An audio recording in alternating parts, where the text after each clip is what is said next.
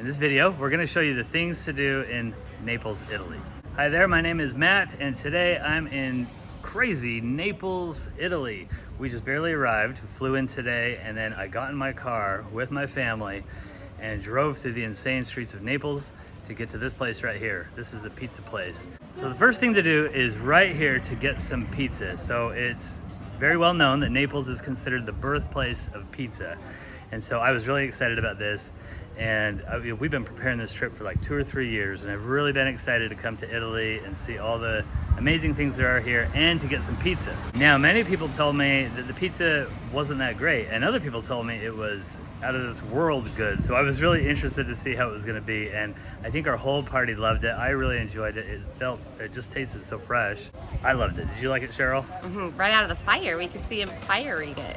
So my wife Cheryl's behind the camera. She's going to be on here in a minute. Next up is the Palace of Caserta. These are just some epic grounds, the biggest palace gardens in the world. And it is filled with unique plants that you won't see. Well, at least I haven't seen anywhere else. We've seen a giant aloe vera plant, some very interesting trees, lots of flowers, and of course, statues, gardens. It's just very, very nice walking trail. This palace comes from a time when Naples was its own kingdom. And so the 1700s, king built a massive palace to rival the Palace of Versailles. And yes, by land, it is actually larger than any other palace in the world. I'll give you a little brochure here with a map to kind of orient yourself. You can take a shuttle all the way from the palace down there up to where we are here, which there's a big, huge water fountain behind us. And then they have an English garden that you can walk through and check out that was just really, really pretty. It's really hot today. We're boiling hot here in Italy, and it was great to get some shade over in the garden with these big, huge, towering trees. So now we didn't pay to go inside the palace, but you can do a tour of inside the palace as well. And we highly recommend the shuttle because this is a long walk. Even like once you get here, you walk around quite a bit once you get to the main gardens, but the journey to get here is long. So there's one of the shuttles. When you think about Naples, you don't think about grand palaces, but here we are. Okay, the next thing to do is to visit the Aqueduct of Carolino, I think is how they say it. So that palace that we were just at, the Palace of Caserta, was designed, they hired a guy to design it, and he also designed these aqueducts to get water to the palace just for the fountains of the palace. Now the Romans are, of course, famous for the aqueducts, and later in this trip, we're gonna go biking along the aqueducts in Rome. Now this is on the outskirts of Naples. This is totally different, but it's kind of a homage, I guess, in a way, to those ancient Romans. This was built in the 1750s, not the ancient Roman times. This is pretty recent. And what's cool about this is you can actually drive through these aqueducts, which we're gonna do in just a minute. the next thing to do in Naples is to get a gelato. This is the famous spot, Il Gelato Manella. I'm probably saying it like an American, and that's okay. And as I've been observing Naples the last few hours, I've learned a pretty important life lesson. Is to love things for what they are. Naples, I don't even know why they have traffic laws because no one follows them. They should follow the rules, but don't get caught up in that because that's not Naples. Love things for what they are, not what they should be. Okay, the next thing to do is to visit the Spanish Quarter. This is a famous neighborhood in Naples that is kind of, from my understanding, known as the heart and center of the city. It's just really packed and really condensed with people. You can see behind me here, there's a bunch of people hanging their laundry out the windows. They string lights across. It's super condensed. The streets are super narrow, and yet Vespas just zipping up and down. You got to watch your back or they'll run you over. So this is really quite a lively city. You've heard of the term controlled chaos. I'm not sure much is controlled here. It's kind of just chaos. You need to embrace the craziness when you visit Naples. That's really what Naples is. That's what it's known for. There you go. The next thing to do is to not walk around with a pizza box. This is so funny. So when you go to a restaurant, they'll charge about half price if you get it to go, and they call it takeaway. They don't call it to go, they call it takeaway. And you'll pay about half price. So with us, we have a family of 6, and we're here with our in-laws. So we have groups of like 12 up to 20 at a time. And so, you know, it's kind of expensive for us to go sit down. And so we just pay, you know, for the takeaway. But we always have leftovers. And we ended up walking around with these pizza boxes full of pizza. And what's funny is all the Italians, it's so true to the stereotype. They just love their pizza so much. And they're so funny because as we walk around, they'll say, "Where's mine? Where's mine?" They all kind of beg for the pizza box. It's really funny. Next is to go on the underground tour of the tunnels beneath Naples. There is an incredible story about that. The Greeks came and they made tunnels to get water to the city. And then later on, they were kind of closed up. They decided to find a better way to get water to the city, so they didn't use the tunnels anymore. And the people of Napoli forgot about the tunnels until World War II, when the German and Italian soldiers started going down there and using those. Naples was heavily bombed during World War II, and a lot of the citizens would go underneath here for days, weeks, or even months for protection from the bombings. And so there was toilets down there and light systems. After the city had been bombed so much, they used the tunnels to store a lot of the rubble. The underground tour is about an hour long and you go through a lot of the cave, but it's only 4% of what those tunnels actually are. So it's really something else. So I highly recommend this tour. It's about 10 euros. Okay, while I'm here in the Spanish Quarter, I'll give you another thing to do in Naples, Italy, and that is to try to learn the language a little bit. So before I came here, I have been planning this trip for like 2 or 3 years. Got delayed due to COVID. I actually spent quite a bit of time trying to learn Italian. Now I'm not, able to speak Italian, but I am surprised at how much of the stuff that I know I can use here. And it's kind of fun to be able to order something. Like I ordered my bottle of water in Italian. That was pretty fun. Thing to use for this is Pimsleur language app. That was the most helpful thing I've used because it teaches you the phrasing and how to speak it. Duolingo is not helpful at all because it just teaches you kind of how to read it. Okay, the next thing is to visit this museum, Sansevero. Cappella Sansevero is the name of this museum, and I think it might be inside of a church, but anyway, it is an immaculate sculpture of Jesus covered in a veil, and it really looks incredible, and it's in a room that is so decorative and so ornate. I was really looking forward to it, but here's the next tip is to make sure you get advanced tickets for things if you visit here. So they're all sold out for today, and so I can't get in there, which is a huge bummer. We got very lucky that we got into the underground tour earlier because they didn't get tickets for that either, but they took us because we had a group in and of ourselves. We were at a group size, so that was good. But that would be my next tip is make sure you get advanced tickets for a lot of these things. I didn't really think they would sell out, but they're selling out. And some of them have actual set times, like the underground tours, they only do them at like 3 or 4 times a day at set times. So you need to make sure to get advanced tickets if you visit. But if you can, don't miss out on the Cappella Sansevero. I'm really kind of bummed I'm not seeing it. Okay, the next thing to do in Naples is to ignore the graffiti.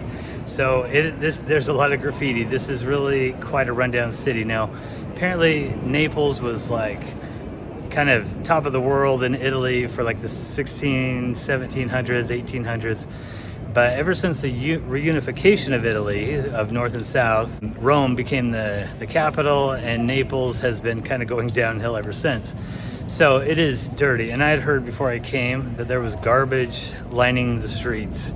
And that's not an exaggeration. There's literally garbage just as you drive down some of these country roads, even some of these kind of suburban country type roads.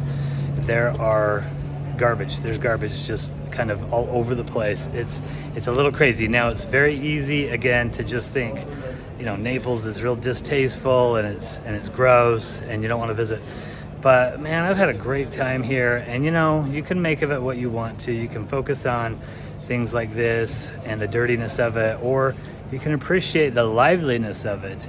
Okay, the next thing to do is to drive in Naples. Now, every video and every article out there will tell you not to drive in this crazy city because it is chaos and they don't go by the rules and all that stuff. So of course, what did I do? I ignored them. Now I'm here with some family members who live just outside of Naples, and so they said we're driving down here today. In fact, I got in their car at the airport and had to drive to their house. And then today they said we're driving down here, and I said, why don't we take the bus? They said, no, we're driving. And I heard you couldn't find parking, but we drove down here, we found parking, and let me tell you, speed limits and stop signs, mere suggestions here in Naples. Nobody follows them at all.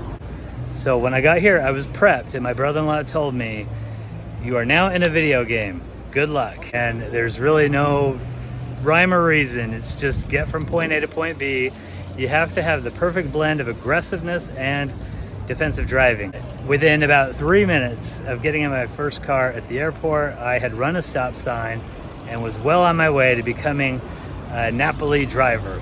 Anyway, it's been quite a hoot. I said the ride here, driving here, was better than any of the rides we went on in Europa Park. It is an experience in and of itself to drive in Naples. So if you can, get a rental car and drive, but be warned, it's not for the faint of heart.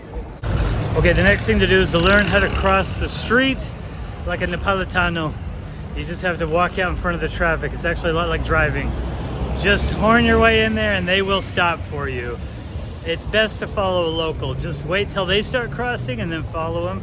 Okay, the next thing to do here in the Naples area, of course, is visit the very famous Pompeii ruins. So Pompeii, there's a lot to tell you about this. We just got a couple of minutes here to tell you a few of our impressions and a few things that we've learned.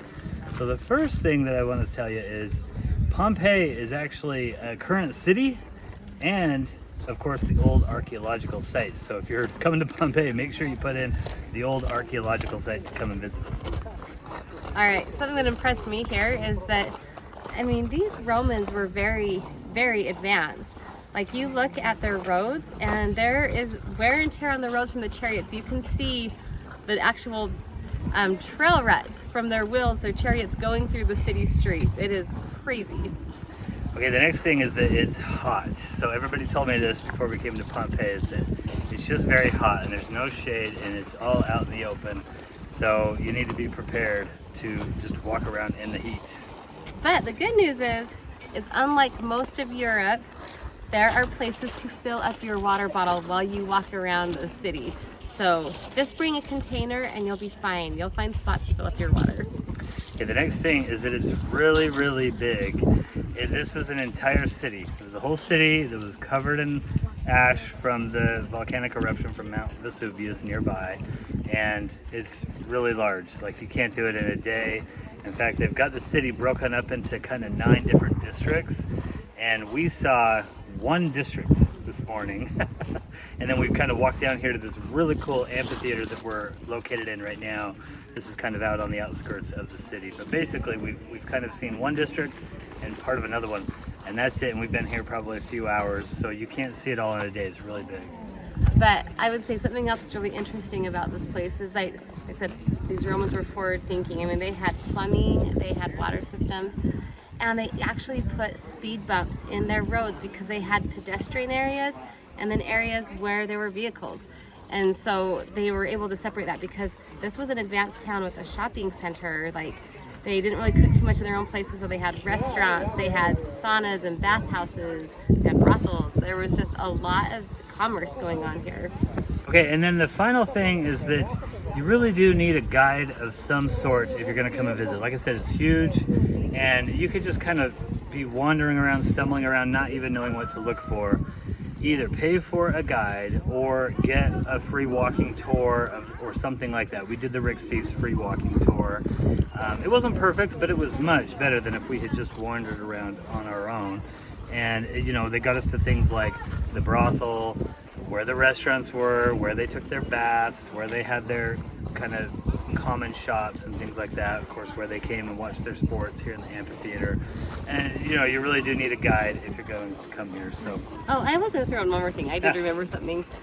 This place is very well preserved. Like, before I came here, I was thinking, like, just ruins, like, if you've ever been to Jamestown, ruins, like, just some stones here and there. But I mean, there are colorful mosaics and frescoes and marble, and you can see there's not really any 2-story buildings, but I mean, there's statues here. It is unbelievable that these things are 2,000 years old and survived. I mean, I guess the volcanoes what made these things survive, but it is really crazy how well preserved this place is. All right, want to give Pompeii?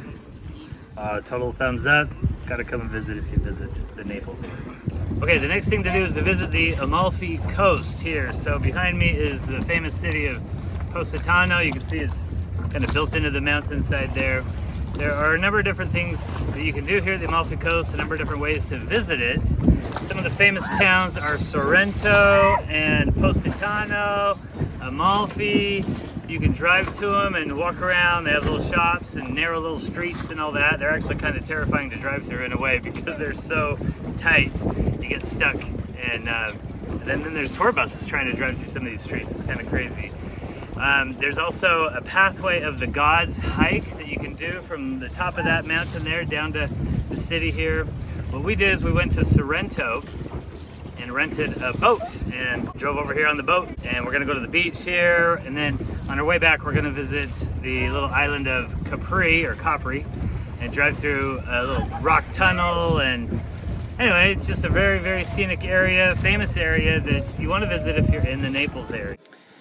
Okay, so the next thing to do is to visit Matera, Italy. Now this is not right next to Naples, but this is a great little overnight side trip to come out here to Matera. So we're gonna visit Matera and then next another town that we'll show you.